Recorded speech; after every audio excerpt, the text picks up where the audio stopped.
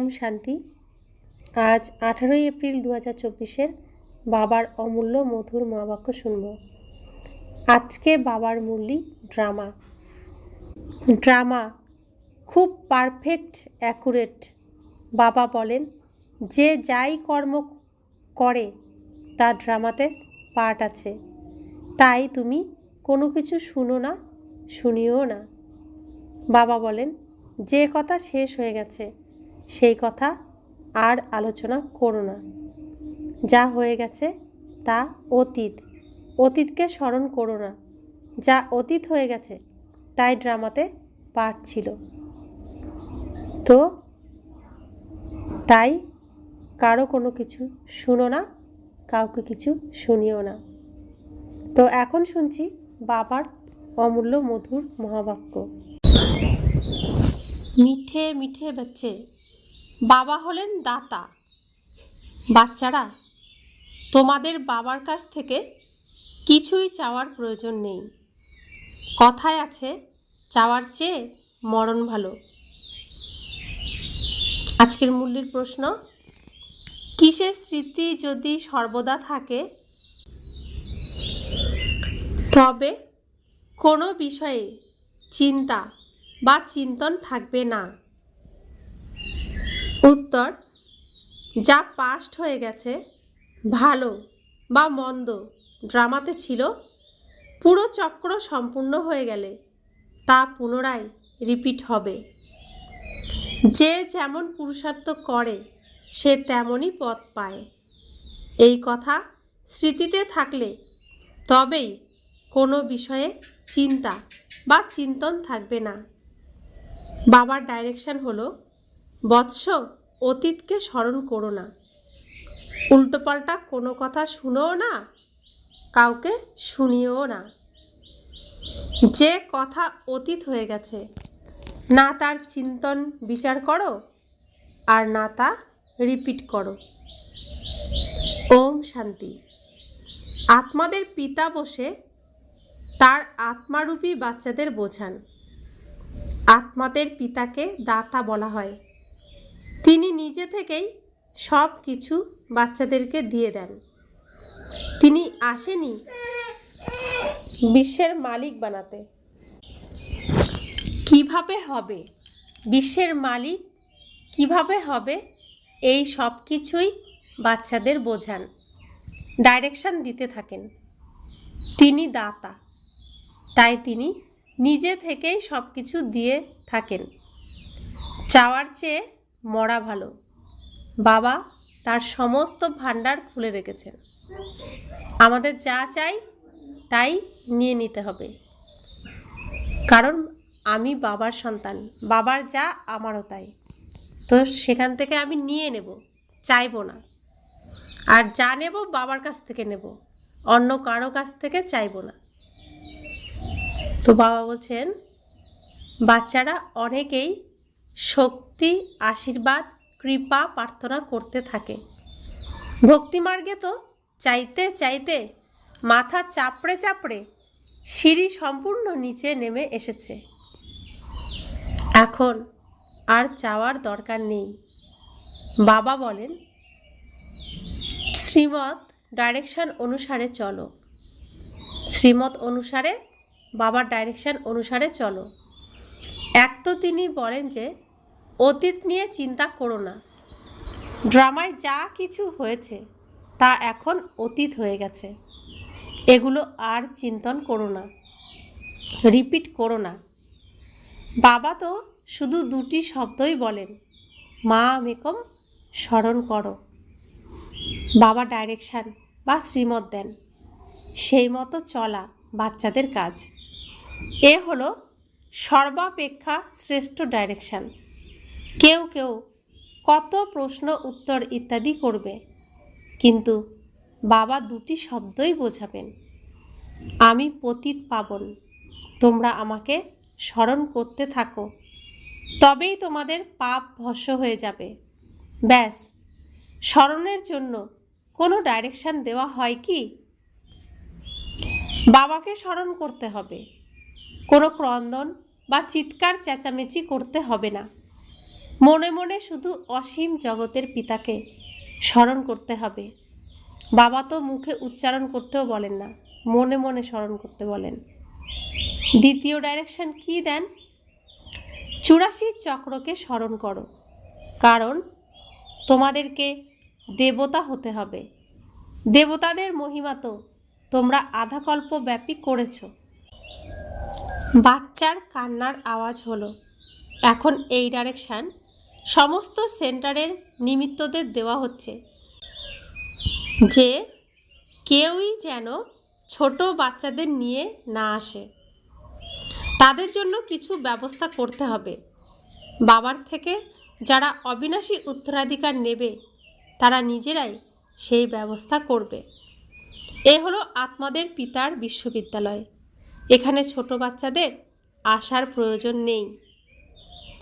ব্রাহ্মণীর টিচারের কাজ হলো যখন সার্ভিসেবল আর উপযুক্ত হবে তখন তাদের রিফ্রেশ করার জন্য নিয়ে আসা, তা সে বিশিষ্ট ব্যক্তিই হোক বা সাধারণ। এ হলো বিশ্ববিদ্যালয়। বাচ্চাদের এখানে যারা নিয়ে আসে তারা কি জানে না যে এ হলো ইউনিভার্সিটি? মুখ্য কথা হলো এটা হলো ইউনিভার্সিটি। এখানে যারা পঠন পাঠন করে তাদের অনেক ভালো আর সমজদার হওয়া উচিত। যারা এখনও কাঁচা তারা ডিস্টার্বনেস সৃষ্টি করবে, কারণ তারা বাবা স্মরণে থাকবে না। তাই বুদ্ধি এদিকে ওদিকে ঘুরে বেড়াবে, ক্ষতি করে দেবে, স্মরণের যাত্রায় থাকতে পারবে না। যারা ছোট বাচ্চাদের নিয়ে আসবে তাতে বাচ্চাদেরই ক্ষতি হবে। অনেকে তো জানেই না যে এ হলো গড ফাদারলি ইউনিভার্সিটি। এখানেই মনুষ্য থেকে দেবতা হতে হয়। বাবা বলেন, গৃহস্থ ব্যবহারে অবশ্যই বাচ্চাদের সঙ্গে থাকো। এখানে শুধু 1 সপ্তাহ বা 3-4 দিনই যথেষ্ট। জ্ঞান তো অতি সহজ। বাবাকে চিনতে হবে। অসীম জগতের পিতাকে জানলে অবিনাশী উত্তরাধিকার পাবে। কিসের উত্তরাধিকার? অসীম জগতের রাজ্য, ভাগ্য, বাদশাহী।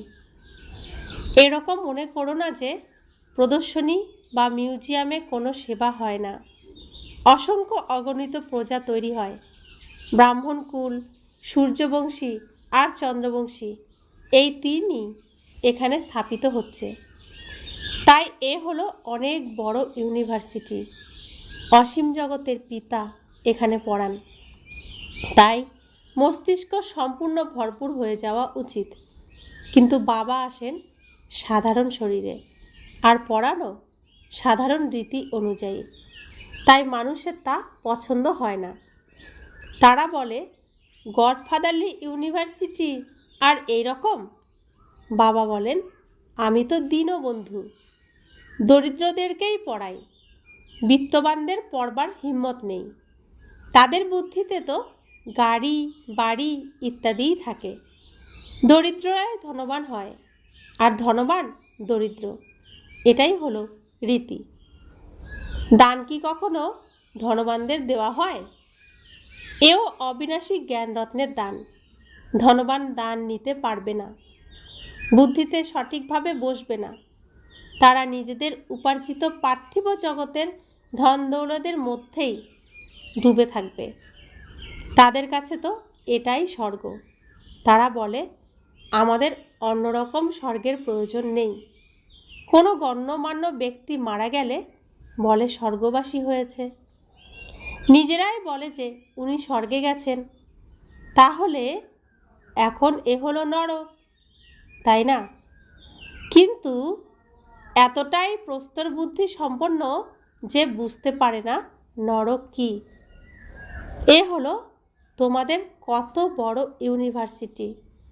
বাবা বলেন, যাদের বুদ্ধির তালা বন্ধ হয়ে গেছে তাদেরকেই এসে পড়াই। বাবা যখন আসে তখন বুদ্ধির তালা খোলে। বাবা নিজেই ডাইরেকশন দেন তোমাদের বুদ্ধির তালা কিভাবে খুলবে।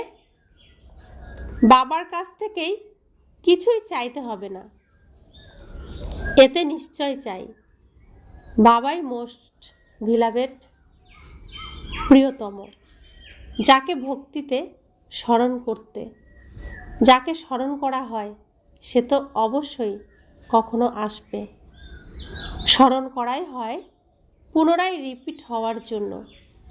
বাবা এসে বাচ্চাদেরকেই বোঝান, বাচ্চাদের আবার বাইরের লোকেদের বোঝাতে হবে যে বাবা কিভাবে এসেছেন, বাবা কি করেন। বাচ্চারা, তোমরা সকলেই পতিত, আমি এসে পবিত্র বানাই।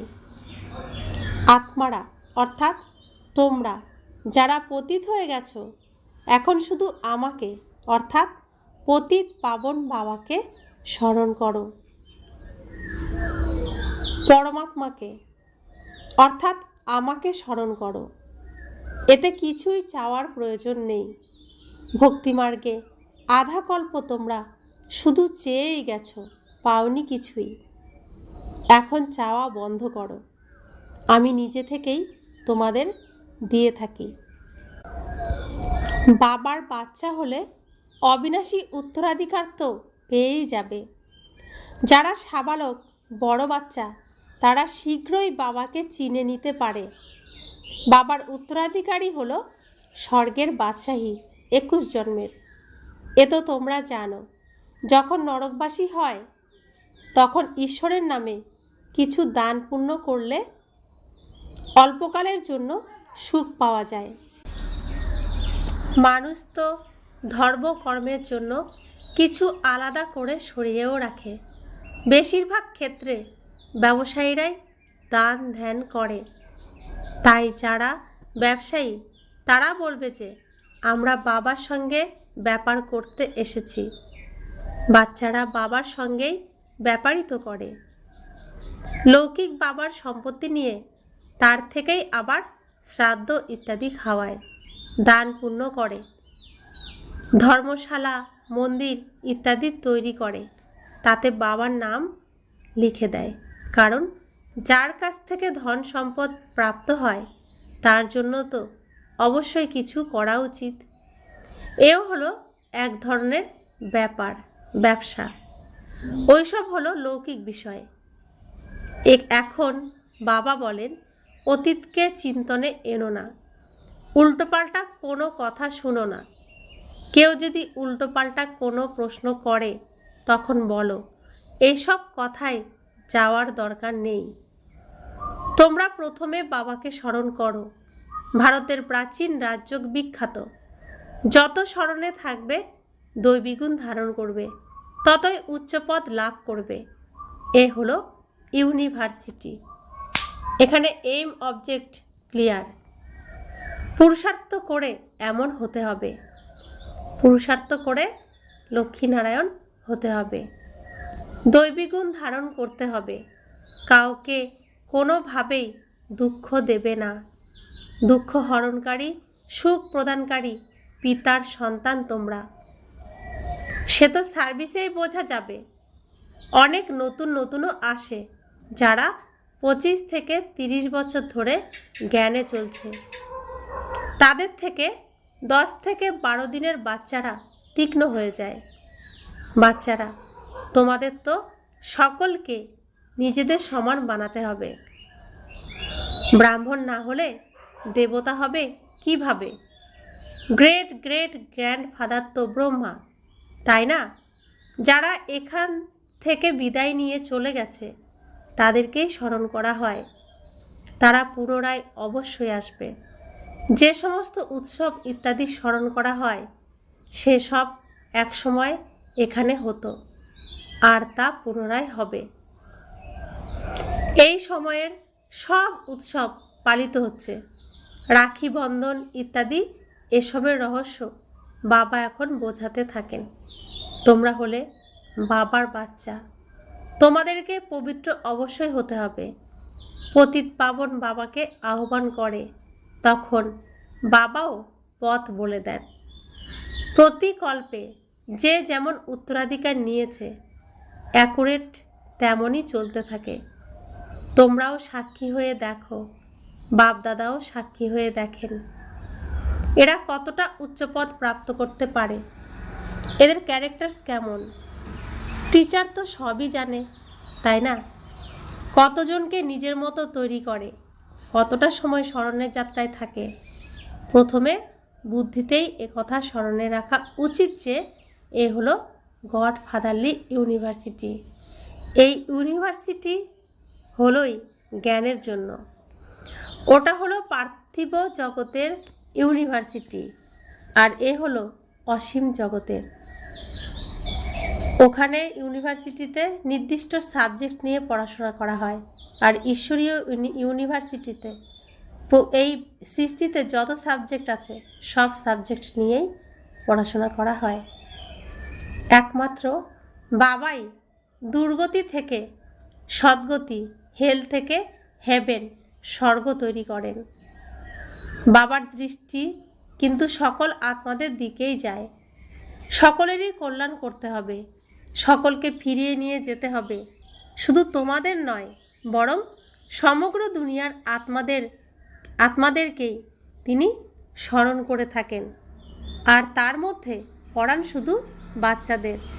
তোমরা এও বোঝো যে যেমন নম্বরের ক্রমানুসারে আসে, সে যাবেও পুনরায় সেইভাবেই।